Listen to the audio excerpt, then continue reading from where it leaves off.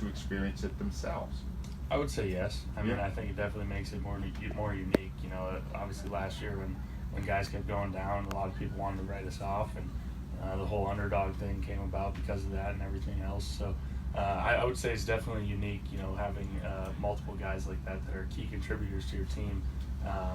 To obviously not play in Super Bowl, but then to be back the following year. So we definitely use it as motivation. I know, especially us five guys. You know, it'll never kind of sit well with us knowing that we weren't playing in that game. So we'll use it as motivation for sure. I don't think I've told you this. We were on a flight. We were in LA with you guys at the Coliseum when the injury happened, and we took a flight back the next morning. And you guys had won a huge game that day. It was like a funeral because everyone went. We hadn't had the final word yet that you had, you know, hurt your ACL, but we knew it was a pretty serious injury.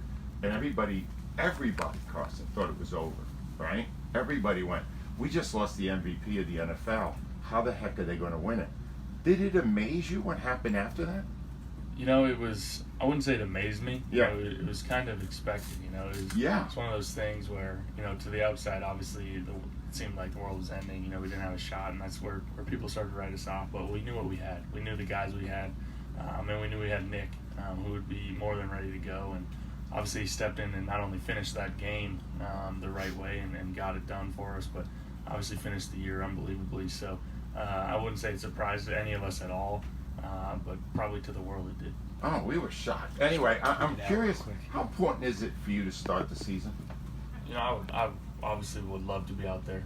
That's been my goal all off season ever since the injury, and it's gonna be close. You know, it's gonna be close, and I'm still eyeing that date. But it's at the end of the day not just my decision. There's coaches and doctors that really have the final say. But I really like where I'm at, and time to tell here. All right, we had Doug in last hour, and I said, Doug, who's the final word on this? And he said it's the doctors. The doctors will make the call. If they say to you, after all that you have done to be ready, that you're going to have to wait a few more weeks or a couple of more weeks, what's that going to be like for you? Have you thought about that? Yeah, I mean, that's right now. It's kind of the what if game. Yeah. And I don't like that. I don't really like to play that game. And, right. You know, I've done everything I could up to this point to be ready and to get my knee as strong as can be in this amount of time. And I think that the chips will fall where they're supposed to fall. People that are watching us are saying you're throwing more accurately and harder than ever before. I was even thinking maybe you could pitch the 8th inning for the Phillies this game. Right? Like you are, is that because of the workouts you've been involved in, or what's behind that? Yeah, I think it's a combination of that and just going through my career, you know, just trying to find ways to get better every off season, watching film, and just always trying to clean up things and just keep being mechanically sound. And so, yeah, I wouldn't know. I don't know if I'm, you know, throwing it physically harder or anything, but I definitely feel very smooth out there with my mechanics and everything. You know, feels like the ball's coming out really well. You're very, very competitive, right? And almost obsessed with it. Were you like that when you were a little kid? Where did it start? Absolutely. You could ask my brother and my parents. Yeah. I used to drive them crazy yeah. around the house. I've always been that way. You were born with it, then it's genetic? Yep. Whatever works. Now, I'm really interested in the relationship you've developed with Nick Foles because my experience has been to be an elite athlete like you or like Nick, you need an ego. You got to believe you're one of the best or you won't be one of the best.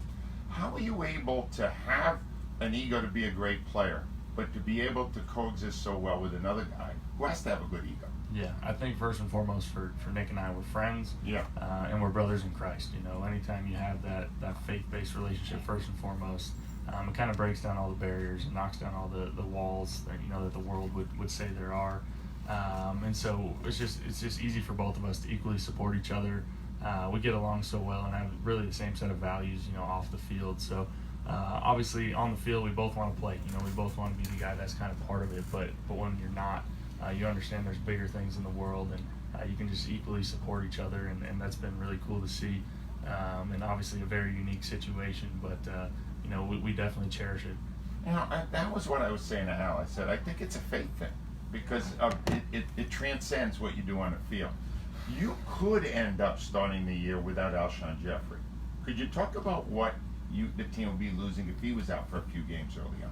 Yeah, again, kind of back to the what if game. We'll see what happens with him, but obviously he's an amazing talent. You know, throughout the year, he just seemed like he kept getting better and better, and I think we just kept getting more and more comfortable with him, both when I was in there and then when Nick was in there as well. And yeah, he's just a big play guy and a tough guy to defend, especially in the red zone. So it'll be tough to not be out there with him, but at the same time, when we look at our roster, we look at guys that can kind of step in, and you know, we feel we have some players both at receiver and the tight end position that can kind of step in and fill that void when we need them to. I've always wanted to ask you this and keep forgetting.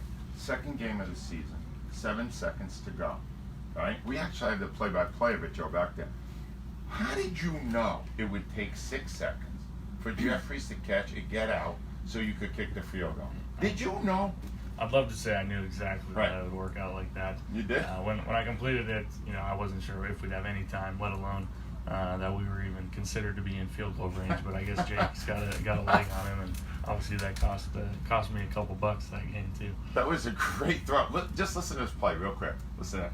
With 3 receivers full of the far side, and the question is, can they go downfield and get a timeout with 7 seconds left? It's very doubtful. You've got to get the ball out quickly to have a Wentz chance. is back on a low snap. He's looking, fires on the far side, and it's good, stepping out of bounds. With 1 second is Alshon Jeffrey. All right, when you looked up at the clock, did you know there was a second left? I quickly found out. All right, that was a defining play of the season, though, wasn't it? Without a doubt. Right? I mean, the next play was definitely the more defining play of the season. You know, seeing Jay kick that, but yeah, Right. that was pretty unbelievable. You're still a very young player, 25 years old. You've got this charity going, AO1, which is doing a lot of great stuff. Why is that important to you to do that as well? I want you to talk a little bit about that. Yeah, you know, coming into the league, I just knew Yeah. I wanted to give back, and my faith, you know, is really what drives that, and I'm just trying to make a difference in people's lives. You know, I've been given so much, both you know, financially and just a platform and a voice, and so you know, just to try and influence and impact people, both physically and spiritually, really all over the place, and we've been able to do some amazing things so far, and we're only a year in. You know, so we're very passionate about the country of Haiti, as many people have seen, and building a sports complex down there, partnering with Mission of Hope. The new and really exciting thing that we have is Thy Kingdom Come food truck that'll be actually coming here in really the next couple of weeks. Will be the first time it's going out in the city of Philly and the surrounding areas, and it'll just be passing out free food. You know, a free food truck that goes around and just gives out free food, and just creates an environment and a really loving atmosphere that will be different for people. Then we have some amazing things going on back in North Dakota as well, and in the Midwest with some hunting opportunities for kids that are sick or have overcome some things. And yeah, it's just so cool to be able to give back, and just been inspired by so many different people, so many different incidences in my life, and more than anything, my faith that really just drives me to make a difference for people. You realize how beloved you already are in this city. You must feel the love, right? Well, I think we all feel the love. You know, I think, especially after winning the Super Bowl, you can't go anywhere without feeling the love in this city. But you're a North Dakota kid, right? You wouldn't think he'd come to the big city and make this kind of a connection so quickly. Are you surprised that it happened that fast here?